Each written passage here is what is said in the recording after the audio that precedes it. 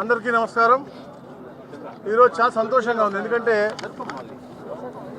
ఎప్పటి నుంచో కూడా తిరుపతి ప్రజలు కోరుకుంటా ఉన్నారు, ఇక్కడ ఉన్నటువంటి సబ్ రిజిస్ట్రార్ ఆఫీసు రెండుగా చేయాలి. అందరు కూడా ఈజ్ ఆఫ్ డూయింగ్ బిజినెస్లో ఏదో భాగంగా గవర్నమెంట్ ఎప్పుడు చెప్తా ఉంటుందో ప్రజల దగ్గరికే సుపరిపాలన వెళ్ళాలి, చాలా సేవలు వాళ్ళకి అందుబాటులో ఉండాలనే లక్ష్యంతో ఈరోజు రేణుగుంట సబ్ రిజిస్ట్రార్ ఆఫీస్ని రెండుగా విభజించి రెండు ముఖ్యమైన ప్రాంతాలకి ఈ రిజిస్ట్రేషన్ చేసే సౌకర్యాలు కల్పించే విధంగా ఈరోజు తిరుచానూరు సబ్ రిజిస్ట్రార్ ఆఫీస్ ఒక మంచి ఘట్టం. ఎందుకంటే రాష్ట్రంలో ఎప్పటికప్పుడు ఎకానమీ పెరుగుతూ ఉంది, అలాగే రెవెన్యూ పెరుగుతూ ఉంది, ఈ ట్రాన్సాక్షన్స్ పెరుగుతూ ఉన్నాయి. ఎక్కడెక్కడ అవసరం ఉందో దాన్ని అధ్యయనం చేసి అక్కడ దాన్ని విభజించి అద్భుతమైనటువంటి ప్రజలకు పరిపాలన ఇవ్వాలనే లక్ష్యంతోనే గౌరవ ముఖ్యమంత్రి గారి ఆదేశాల మేరకు ఈరోజు మా కమిషనర్ గారు వచ్చి స్థానిక శాసనసభ్యులు, ఎంపీలు, మా నాయకులు, చైర్మన్లు, మా కలెక్టర్ అందరూ కలిసి ఈ కార్యక్రమం చేపట్టారు. ఎందుకంటే ముఖ్యంగా తిరుచానూరుకు అంత మంచి ప్రాధాన్యత కూడా వస్తుంది. ఎందుకంటే ఈ ప్రాంతంలో చాలా మటుకు కొద్దిగా లిటిగేషన్ ల్యాండ్స్ ఎక్కువ ఉంటాయి. మఠం ల్యాండ్స్ అవ్వచ్చు, లేకపోతే వితౌట్ ఎండోమెంట్స్ ల్యాండ్ అవ్వచ్చు, లేకపోతే ఎప్పటి నుంచో 22A ఉన్నటువంటి ల్యాండ్స్ అన్నీ కూడా అవ్వచ్చు. ప్రభుత్వం ఏదైతే ఒక పారదర్శకంగా 22Aని ఒక అధ్యయనం చేయమంటా ఉందో దాంట్లో కూడా ఎన్నో హడ్డుల్స్ కూడా మాకు కూడా వస్తున్నాయి. ఎందుకంటే ఒకరికి న్యాయం చేస్తే ఇంకో ఇద్దరు పుట్టుకొస్తారు.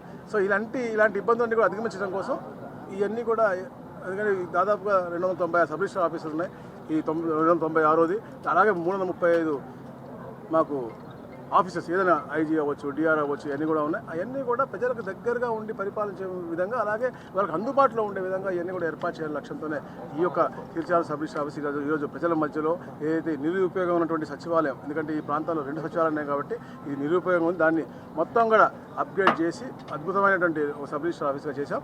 ఇది టెంపరీగా ఉండొచ్చు. ఒక సంవత్సరం తర్వాత నూతన బిల్డింగ్ కూడా కట్టుకుని వాళ్ళకి దగ్గరలో ఇంకా అద్భుతంగా టెక్నాలజీ అయితే మేము ఇప్పుడు ఈ సేవా కేంద్రాలు కూడా తెస్తాను. నిన్ననే క్యాబినెట్ కూడా మాట్లాడాం, జిల్లాకు ఒక సేవా కేంద్రాలు కూడా తేవాలని చెప్పేసి. ఎందుకంటే తిరుపతి ప్రైమ్ సెంటర్ కాబట్టి తప్పకుండా మొట్టమొదటిది కూడా పైలట్గా కూడా తప్పకుండా తిరుపతి నుంచి స్టార్ట్ చేయబోతా అనుకుంటా ఉన్నాం. కాబట్టి సేవా కేంద్రాలు కూడా ఇక్కడి నుంచి స్టార్ట్ చేయబోతా ఉన్నాం.